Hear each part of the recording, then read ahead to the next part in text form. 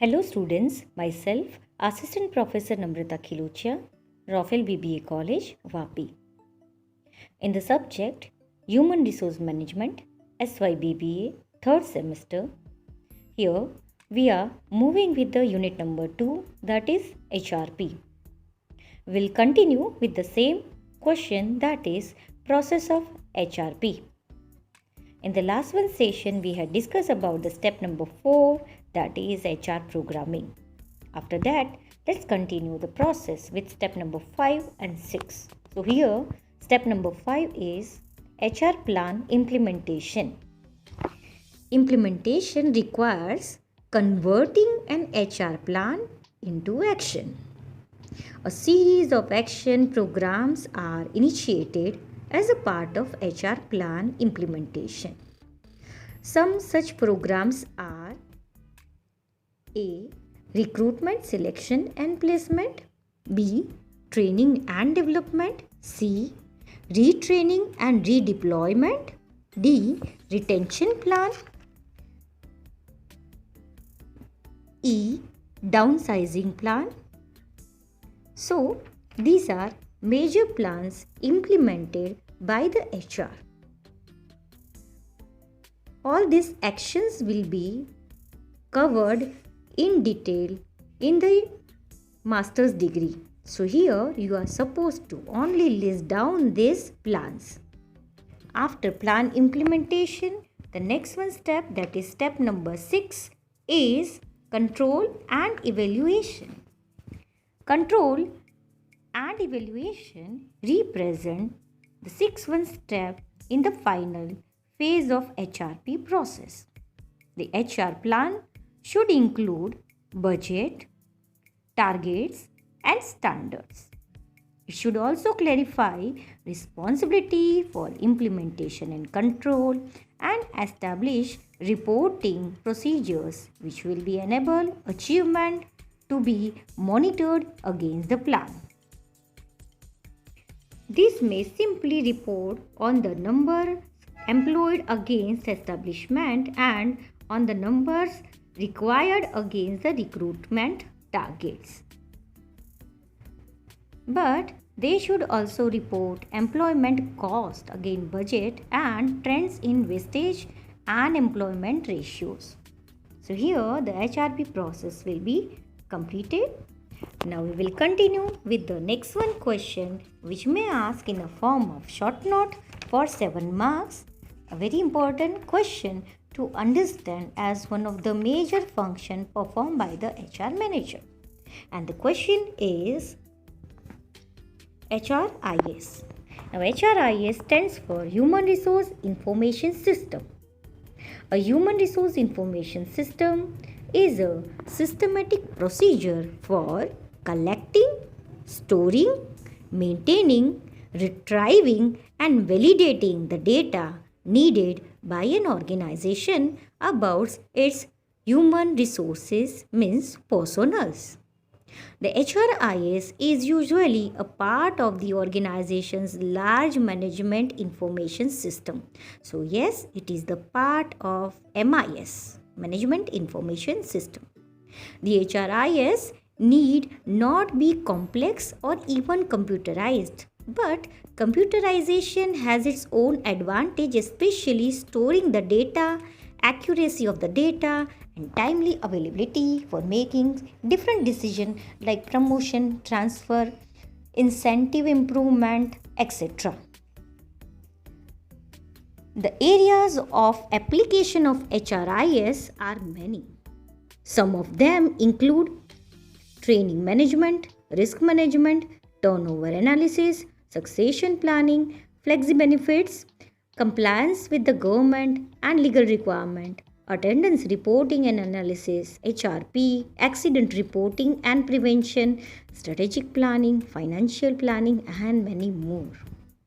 So let's discuss the steps in implementing an HRIS, because in your examination you will find the question like define HRIS and explain its steps. So here are the steps in HRIS.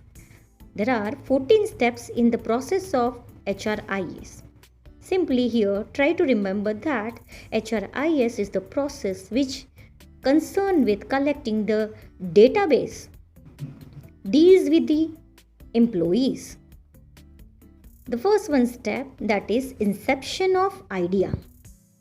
Here, the idea for having an HRIS must originated somewhere in department of the organization.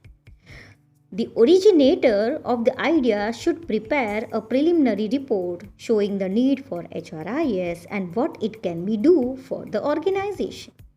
After showing the benefit of HRIS, the next one step, that is feasibility study. Here, students remember feasibility means suitability.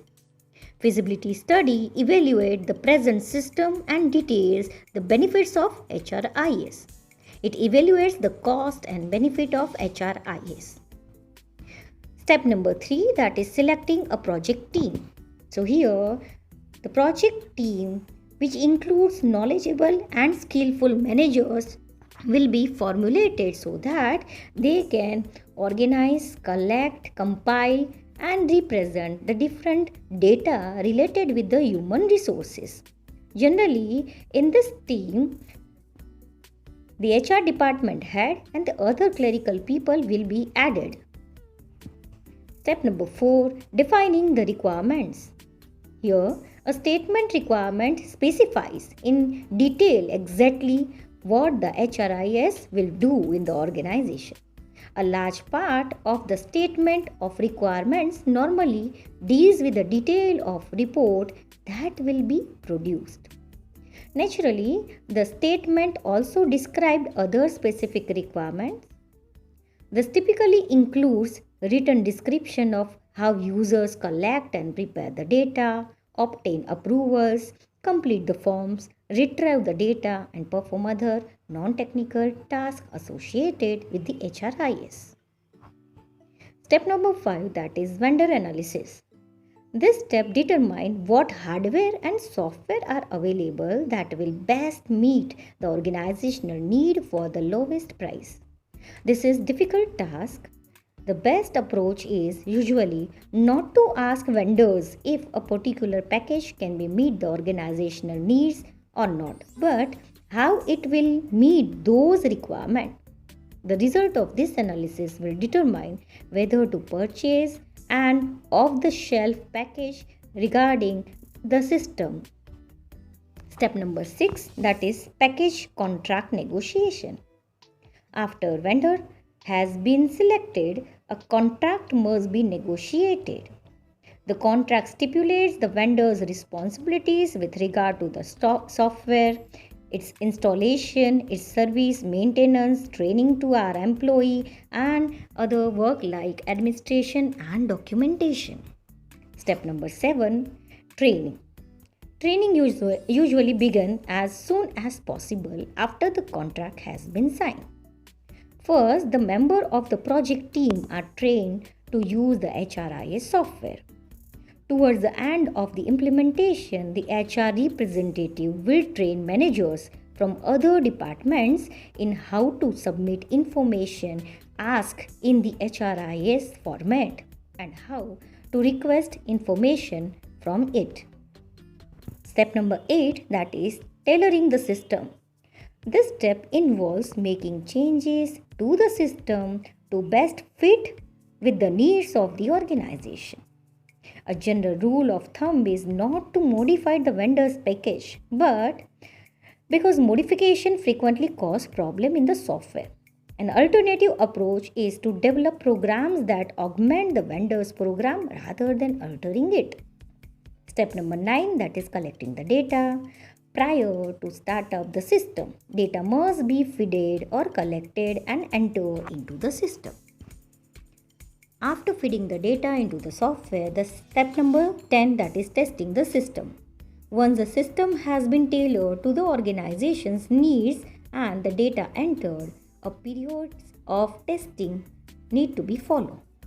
The purpose of testing phase is to verify the output of the HRIS software and to make sure it is doing what it is supposed to be. All reports should be critically analyzed for accuracy. After testing it, the step number 11, that is starting up. Startup begins when all the current actions are put into the system and reports are produced. It is wise to attempt startup during a null period so that maximum possible time can be devoted to the HRIS. After actual implementation or starting of the HRIS, the next one step, that is step number 12, running in parallel. Even after new HRIS has been tested, it is desirable to learn the new system in parallel with the old one traditional system, that is handwritten one. This allows for the comparison of output of both the system and examine of the accuracies or inaccuracies between two. Step number 3, that is maintenance. It normally takes several weeks or even months for the HR people to feel comfortable with a new system, especially software. During this stabilization period, any remaining errors and adjustments should be handled properly. And last one step, that is step number 14, evaluation. After the HRIS has been in place for the reasonable length of time, the system should be evaluated properly. It is HRIS right for the organization, and is it being properly utilized or not? This question needs to be analyzed by the HR manager. So above are the steps when implementation and HRIS will be implemented actually into the organization, which are given by the loyal buyers and lesson in the book, that is Human Resource Management, published by McGraw-Hill, with the page number 526 to 527. Thank you, students.